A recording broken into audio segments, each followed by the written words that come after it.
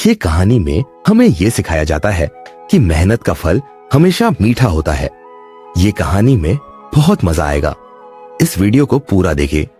ये कहानी एक छोटे से गांव के एक बहुत ही गरीब लड़के की है जिसका नाम अर्जुन था।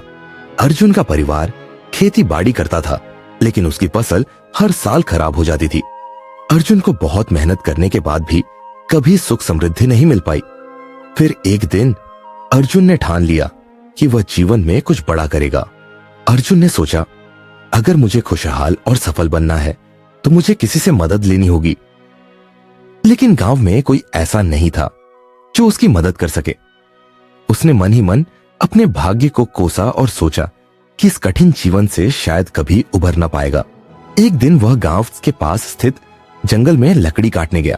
वहां उसने एक बुढ़िया को देखा जो बहुत कमजोर और बेतहाशा काम कर रही थी।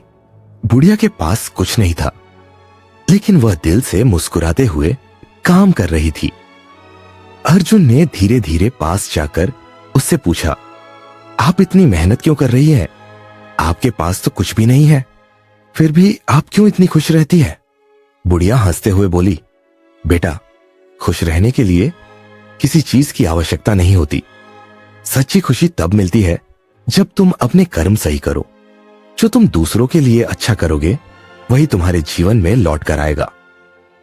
अर्जुन ने बुढ़िया की बातों को गंभीरता से सुना और सोचा कि शायद उसे अपनी मेहनत और कर्म के बारे में सोचना चाहिए।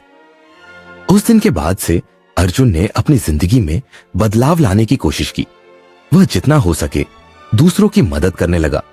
फसल में भी उसने नए तरीके से काम किया, दूसरों से सीखा और मेहनत से एक अच्छी फसल उगाई। कुछ सालों बाद अर्जुन का नाम गांव में मशहूर हो गया। उसकी फसल हमेशा भरपूर होने लगी और उसकी मेहनत रंग लाई। एक दिन जब अर्जुन अपने खेत में काम कर रहा था तो वही बुढ़िया फिर से उसके पास आई। वह मुस्कुराते हुए बोली, बेटा, तुमने जो सीखा वही तुम्हारा भाग्य बना। तुम्हारे कर्मों का फल तुम्हारे सामने है।